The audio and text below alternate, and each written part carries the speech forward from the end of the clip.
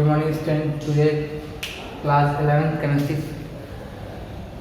कल हमने मैटर के बारे में पढ़ना शुरू किया। मैटर में हम सब्सटेंस पढ़े थे। मैटर कितने दो तरह के पढ़े थे, एक प्योर सब्सटेंस और एक मिक्सचर। प्योर सब्सटेंस में हमने क्या पढ़ा था, एलिमेंट्स एंड कंपाउंड्स के बारे में। ठीक है, एलिमेंट्स और कंपाउंड के मैंने डिफिनीशन और एग्जाम्पल कर बताया कम डिटेल में। अब अगला टॉपिक हमारा है मिक्सचर। मिक्सचर कितने तरह के होते हैं, 2 टाइप्स। पहला क्या होता है होमोजेनियस मिक्सचर, दूसरा क्या होता है हेटेरोजेनियस मिक्सचर। ठीक है, होमोजेनियस मिक्सचर क्या होता है, a mixture has the same uniform appearance and composition throughout. एक ऐसा मिक्सचर जब हम किसी दो सब्सटेंस को मिक्स करें और एक ऐसा सोल्यूशन या मिक्सचर बने जिसमें जो अपीयरेंस और यूनिफॉर्म हो और मतलब हर जगह सेम हो, किसी भी डायरेक्शन से देखें, किसी भी पोजीशन पर देखें तो हर पोजीशन पे सेम इसका अपीयरेंस दिखे। अगला, और जो इसका कंपोजिशन हो वो मिक्स हो चुका हो टोटली, मतलब कहीं भी अगर हम देखें तो वही सब चीज़ दिखे जो हमें और कहीं नेचर में मतलब और कहीं उस पार्टिकल मतलब सोल्यूशन में दिखे। जैसे mixture of sugar and water, घर पे सभी ने शरबत बनाया होगा तो हम क्या करते हैं, पानी में चीनी मिला देते हैं। पानी है, इसमें चीनी मिला दिए। चीनी क्या करता है, कुछ टाइम बाद वो घुलने लगती है। घुल जाने के बाद सोल्यूशन जो हम पहले चीनी डालते हैं तो हमारे पास रहता है कि हमारे पास सलूट है, हम डाल रहे हैं कहाँ नीचे बैठा रहता है। जैसे जैसे घुलती जाती है उसकी अमाउंट खत्म हो जाता है और सोल्यूशन एक नया बनता है जिसमें चीनी खत्म हो चुकी होती है और जो सोल्यूशन रहता है वाइट या कलरलेस, वो कोई कलर थोड़ा आने लगता है। किसी कारण चीनी का, पर चीनी जाती क्या है, कहाँ है। हम लोग क्लास 9 में पढ़े थे लिक्विड क्या होता है। लिक्विड जो इनके पार्टिकल्स होते हैं इनके बीच में क्या होता था, इंटरमॉलिक्यूलर स्पेस, इंटरमॉलिक्यूलर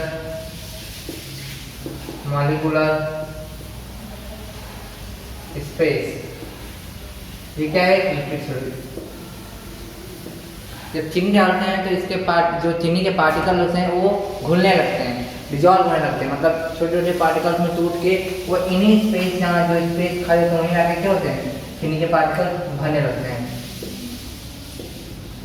तो हम क्या कहते हैं, जैसे पहले जो सोल्यूशन जो डाइल्यूट रहता है वो चीनी का क्या होता है, कंसनट्रेटेड हो जाता है। जैसे कि पहले जितना नॉर्मल उसमें विस्कोसिटी या जितना नॉर्मल रहता है वो पहले कंपैरिजन ज़्यादा रहता है।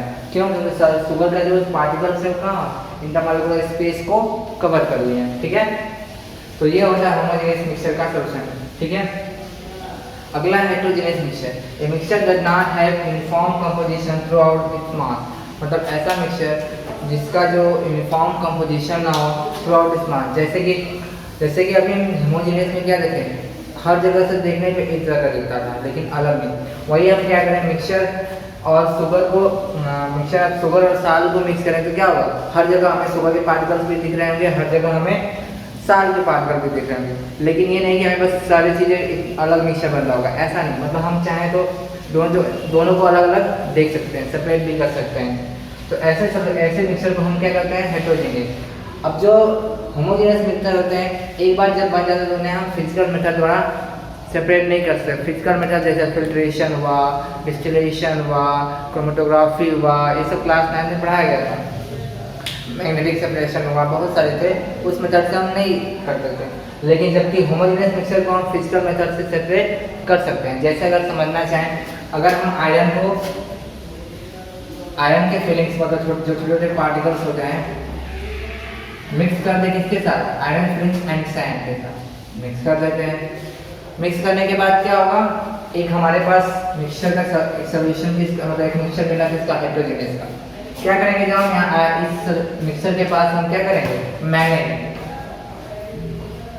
मैग्नेट लाएंगे तो क्या होगा, जो आयरन से फिलिंग क्या होगा, मैग्नेट की तरफ अट्रैक्शन दिखाएंगे तो क्या होगा, सारे आयरन से फिलिंग मैग्नेट में चिपक जाएंगे और उसे एक्सट्रैक्ट कर सकते हैं, निकाल सकते हैं। जबकि सैंड क्या होगा, वहीं बैठे रहेंगे। लेकिन यही चीज़ हम मिक्सचर और शुगर और वाटर में करें तो कोई भी हम फिल्ट्रेशन कर लें या कुछ भी कर लें तो हम फिजिकली इस सोल्यूशन को या इस मिक्सचर को अलग नहीं कर सकते हैं। तो फिर समझ सकते हैं कि मिक्सचर होमोजेनियस मिक्सचर क्या होता है, एक ऐसा मिक्सचर जो कम्प्लीटली डिजॉल्व हो चुका हो, हर जगह से एक जैसा दिखे। जबकि हेटेरोजेनियस मिक्सचर क्या होता है, ये कम्प्लीटली डिजॉल्व या कम्प्लीटली मिक्स नहीं होते हैं, ये हर जगह सेम कंपोजिशन भी नहीं दिखाते हैं। और होमोजेनियस मिक्सचर क्या होता है, फिजिकल सेपरेट किए जा सकते हैं नहीं। जबकि हेट्रोजीनियस मिक्सचर क्या होता है, फिजिकल सेपरेट किए जा सकते हैं। Example mixture of sugar and water, और यहाँ पे example mixture of sugar and salt. और भी बहुत सारे एग्जाम्पल्स हैं, बट कॉमनली हम यही चलते अभी चलते हैं। ओके, नोट करिए तब तक। ठीक है, अगला टॉपिक है property of matter. Property of matter में 2 टाइप्स के प्रॉपर्टी के बारे में हम पढ़ेंगे। पहला क्या था, फिजिकल प्रॉपर्टी, दूसरा क्या है, केमिकल प्रॉपर्टी। फिजिकल प्रॉपर्टी क्या होता है, those property which can be observe और measure without changing the identity और कंपोजिशन ऑफ सब्सटेंस। ऐसी प्रॉपर्टी जो बिना कंपोजिशन चेंज किए या उसके आइडेंटिटी चेंज किए सब्सटेंस की ऑब्जर्व की जाए, उसे हम क्या कहते हैं, फिजिकल प्रॉपर्टी। जैसे क्लास 9 में हम लोग पढ़े थे, नहीं सॉरी क्लास 10th में, क्लास 10th हम लोग पढ़े थे कि फिजिकल फर्स्ट में physical change and chemical change. Physical change क्या था और केमिकल चेंज सबने पढ़ा होगा। जैसे कि वाटर में कूल करने पे क्या बनता है, आइस, और उसी को हम हीट देते हैं तो क्या बनता है, वाटर वेपर। दोनों में क्या था, H2O के ही, तीनों में कह सकते हैं H2O ही था। मतलब केमिकल में कोई कंपोजिशन चेंज नहीं हुआ, सब्सटेंस में कोई कंपोजिशन चेंज नहीं हुआ, तो इसे हम क्या कहते हैं, फिजिकल प्रॉपर्टी। जबकि केमिकल प्रॉपर्टी में क्या होता है, इससे हाँ फिजिकल प्रॉपर्टी में क्या है, चेंज ऑफ फिजिकल स्टेट। कैसे, solid to liquid, liquid to gas, ये क्या होता है, फिजिकल चेंज में आता है। जैसे कलर भी फिजिकल चेंज होता है, येलो हो गया, कभी रेड हो गया, मिला देने पे तो क्या होता है, फिजिकल चेंज। फिर आप कोई और मिक्स कर दे तो कोई और कलर बन जाता है। ठीक है, अब अगली प्रॉपर्टी है केमिकल प्रॉपर्टी। केमिकल प्रॉपर्टी में क्या है, those property which require chemical change to occur. ऐसी प्रॉपर्टी जिसमें केमिकल चेंज रिक्वायरमेंट हो, मतलब कि एक नए प्रोडक्ट का फॉर्मेशन हो जो पहले वाले आइडेंटिटी से काफ़ी अलग हो, या उनका केमिकल कंपोजिशन अलग हो जाए। जैसे हम मान लेते हैं ए हाइड्रोजन के मॉलिक्यूल्स, हाइड्रोजन एक गैस ले लें एक कंटेनर में, और एक कंटेनर में ऑक्सीजन की गैस, तो दोनों को मिक्स करते हैं तो क्या बनता है, 2H2O, मतलब वाटर मॉलिक्यूल्स का फॉर्मेशन होता है। तो पहले क्या था, हाइड्रोजन था, बस हाइड्रोजन की गैस अलग प्रॉपर्टी, मतलब पॉप साउंड दिखाता था, मतलब अगर हम इसके पास माटी की तीली जाते तो पॉप साउंड बताता था। लेकिन ऑक्सीजन क्या था, जलने में सहायता करता था, ये था। जबकि वाटर क्या है, बुझाने में सहायता करता है। दोनों कह सकते हैं, दोनों, ये जो जलता है, जलाता है, और ये बुझाता है। तो तीनों की प्रॉपर्टी क्या हो, दो के कॉम्बिनेशन से एक नई प्रॉपर्टी, मतलब ये जो प्रॉपर्टी बनी है वो क्या है, केमिकल चेंज। फिजिकल चेंज नहीं है, यहाँ पे क्या हो गया, केमिकल चेंज आ गया, क्योंकि इसकी आइडेंटिटी क्या हो गई, पहले दोनों रिएक्टेंट से अलग हो गई। ये दोनों क्या होते थे, क्लास 10th में पढ़े थे, इन दोनों साइड को हम लोग क्या करते थे, रिएक्टेंट, और इस साइड को हम क्या करते थे, प्रोडक्ट के नाम से जानते थे, क्या कहते हैं ना। तो ये रहा आपका प्रॉपर्टी ऑफ मैटर 2 टाइप्स में, पहला था फिजिकल प्रॉपर्टी, दूसरा था केमिकल प्रॉपर्टी। तो इसको नोट करिए, तब तक मैं आगे टॉपिक बताता हूँ। ठीक है, नेक्स्ट हम आते हैं मेजरमेंट पे। मेजरमेंट क्या होता है, एक quantitative observation is called measurement. मतलब किसी का भी हम क्वांटिटेटिव मेजरमेंट, मतलब क्वांटिटेटिव वैल्यू निकाल लें, वही क्या होता है, मेजरमेंट ऑब्जर्वेशन। जैसे कि 1, तो जैसे हम कहते हैं कि 10 हुआ, कोई 11 हुआ, न्यूमेरिक फॉर्म है जिसको हम डिनोट कर दें, वो क्या होता है, हमारा मेजरमेंट्स में काउंटिंग होने लगता है। ठीक है, मेजरमेंट्स क्या होता है, तब हर जगह का देखोगे तो हर कंट्री का मेजरमेंट्स अलग अलग होता है। जैसे अगर हम पैसे की बात करें, करेंसी की बात करते हैं, इंडिया के रुपये है, फिर अदर का कोई किसी का डॉलर है, किसी का यूरो है, अलग अलग है। तो ये अलग अलग करने के लिए तो ऐसे ही मेजरमेंट, तो ये बात तो सबका अलग अलग है, तो अपना इकोनॉमिक का है। लेकिन अगर हम कोई चीज़ समझने की कोशिश करते हैं, कोई वैल्यू डिनोट निकालना हो, तो वो एक साइंटिफिक बनाना चाहिए, ताकि हर देश में हर जगह वो लागू हो सके। तो इसमें क्या है कि मेजरमेंट्स में हम क्या इंक्लूड करते हैं, नंबर को और यूनिट को। तो नेक्स्ट जब क्या हुआ, तब एक केमिस्ट्री में आया कि यूनिवर्सल सिस्टम बनाया गया, जिसे कहा गया यूनिवर्सल सिस्टम ऑफ यूनिट, उसे ही नोन किया गया international system of unit. International system को हम क्या एब्रिविएशन में यूज करते हैं, एसआई मतलब इंटरनेशनल सिस्टम के बात करता है। ठीक है, इंटरनेशनल सिस्टम यूनिट की बात करता है। तो इस तरह 7 unit, basic unit, fundamental unit का फॉर्मेशन किया, जो इसी से बाकी चीज़ों का फॉर्मेशन हुआ, बाकी यूनिट बनी, जैसे कि आगे हम बताएंगे कैसे क्या क्या बना। इसमें 7 में हम पहला क्या था, मास। फिजिकल क्वांटिटी क्या थी? मास। मास का यूनिट क्या होता है? हम इसमें या कॉमन रखे तो क्या होता है? मास का ऐसा यूनिट की बात की है तो क्या होता है? किलोग्राम। मास का ऐसा यूनिट क्या होता है? किलोग्राम। वही अगर एब्रिविएशन की बात करें, मतलब शॉर्ट फॉर्म की बात करें, तो हम क्या लिखते हैं? केजी। क्या लिखते हैं? केजी। वैसे लेंथ की नेम ऑफ यूनिट क्या था? मीटर। इसी का एब्रिविएशन यूज करते हैं तो हम क्या लिखते हैं? M, small M. वही टाइम का यूनिट क्या होता है? सेकंड। सेकंड होता है, और वही इसका एब्रिविएशन क्या यूज करते हैं? Small S. वैसे ही टेम्परेचर का जो नेम ऑफ यूनिट क्या होता है? केल्विन। केल्विन। और इसका एब्रिविएशन क्या यूज करते हैं? के। ठीक है, आगे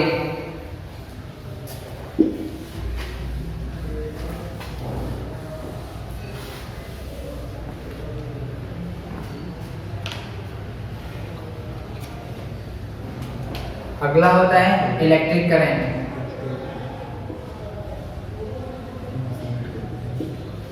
फिजिकल क्वांटिटी में अगला क्या होता है? मतलब ये क्या था? पहला, ये दूसरा, ये तीसरा, ये चौथा, ये क्या है? पांचवा। इलेक्ट्रिक करंट, इसका नेम ऑफ यूनिट क्या होता है? एम्पियर।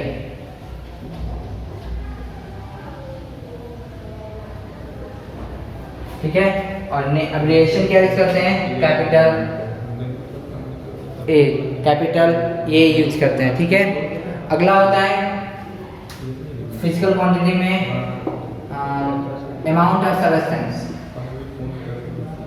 अमाउंट ऑफ सब्सटेंस, इसका नेम ऑफ यूनिट क्या होता है? मोल। क्या होता है? मोल। और इसको हम लिखते हैं कैसे? एब्रिविएशन में क्या यूज करते हैं? MOL। हम इसका एब्रिविएशन क्या यूज करते हैं? MOL। अगला होता है सातवां, लुमिनस इंटेंसिटी। लुमिनस इंटेंसिटी क्या होता है? Luminous intensity. इसका क्या होता है? कैंडेला। यूनिट क्या होता है? कैंडेला। और इसका एब्रिविएशन क्या यूज करते हैं? CM, कैपिटल C और स्मॉल d। इसका यूनिट क्या होता है? कैंडेला। ठीक है, तो इसे नोट करो। 7 तरह की फिजिकल क्वांटिटी हम पढ़े हैं। इसे बेसिक फंडामेंटल यूनिट भी कहा जाता है। इसी फंडामेंटल यूनिट से और भी कई सारे क्या करते हैं? एसआई यूनिट का डेरिवेट करते हैं और भी सारे एसआई यूनिट निकालते हैं। ठीक है, जैसे मैं कुछ अभी समझा रहा था एग्जाम्पल में। जैसे अगर हम बात करें कि हम लेंथ का क्या नापते हैं? लेंथ का मीटर, मतलब स्मॉल एम। वहीं पूछ ले कि हमें वॉल्यूम का ऐसा यूनिट क्या निकालना है? वॉल्यूम के बराबर क्या होता है? किसी का भी वॉल्यूम मतलब क्या होता है? Normal cube. ए का क्यूब, चाहे L into B into H, कुछ भी हो सकता है, अलग अलग सबका क्यूब। जो भी, जैसे कि ये क्यूब का है, ये क्यूबाइड का है, वैसे अलग अलग। मतलब कि 3, मतलब लेंथ, ये भी लेंथ की एक प्रॉपर्टी, ये भी हाइट है, बस नाम दे देते। सब क्या होता है? ए का क्यूब मतलब ये क्या है? लेंथ ही है, तो मतलब m का 3 बार मल्टीप्लिकेशन, मतलब क्या हुआ? m का क्यूब, ये रहता है। वैसे इसमें भी क्या होगा? m का क्यूब, ये हो गया। वैसे और निकालना चाहेंगे डेंसिटी। डेंसिटी का क्या होता है? Mass by volume. मास का यूनिट क्या होता है? केजी। तो हम लिख लेंगे केजी एब्रिविएशन इस मामले में। अब वॉल्यूम का मैंने निकाल दिया क्या? Metre cube. तो इसका अगर हमें लिखना होगा तो केजी मीटर क्यूब का इनवर्स, क्योंकि ये ऊपर जाएगा तो +3 जो क्या जाएगा? -3 में चेंज हो जाएगा। ऐसे हम बहुत सारे क्वांटिटियों का अब यूनिट निकाल सकते हैं, लेकिन यही बेसिक 7 फंडामेंटल यूनिट्स के में जाने जाते हैं, जिससे हम बाकी यूनिट्स के बारे में निकाल लेते हैं। ठीक है, तो इसे आप नोट कर लो अच्छे से, और इसे याद भी करना जरूरी है। ठीक है, तो नोट इट।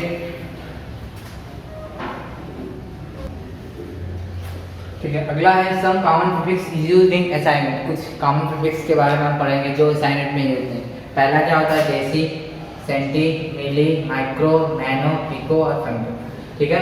DC को हम डिनोट कैसे करते हैं, D से, स्मॉल d से, और इसका वैल्यू कितने बड़ा होता है 10 के पावर -1।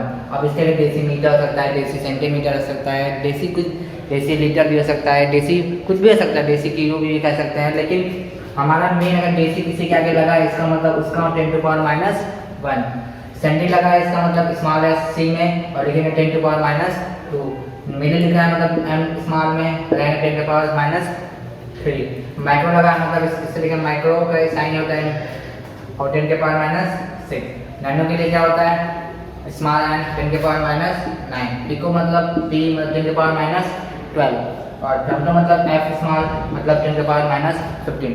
मान लीजिए एग्जाम ऐसा दे दिया हो कि 10 या 1 मिलीमीटर, तो कहने का मतलब इस चीज का वैल्यू कितने के बराबर होगा, मिली क्या होता है 10 के पावर -3 मीटर के बराबर, ये वैल्यू हो गई।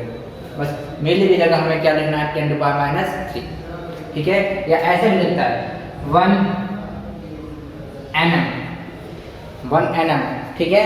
1 nm मतलब कि nm का मतलब n का मतलब पहले n का मतलब क्या होता है, n कहाँ पे है नैनो, तो नैनो होता है, नैनो की वैल्यू क्या होती है 10 के पावर -9 और m का क्या होगा mb, ऐसे, ठीक है।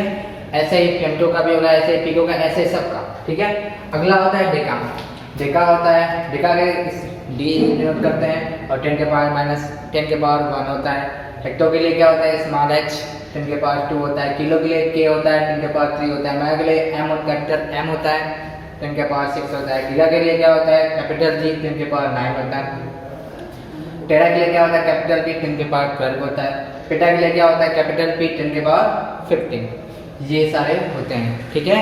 तो ये कॉमन प्रीफिक्स है, जैसे यहाँ पे लिख दिया हो, कहीं दे दिया हो कि 1 किलोग्राम, तो 1 किलोग्राम मतलब क्या होगा 1 किलो, किलो का मतलब क्या है 10 के पावर 3 ग्राम, जैसे हम जानते भी हैं तो 1000 ग्राम में क्या होता है 1 किलोग्राम, तो वही चीज, ठीक है।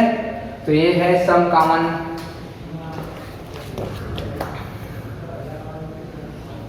प्रीफिक्स यूज इन असाइनमेंट, ठीक है।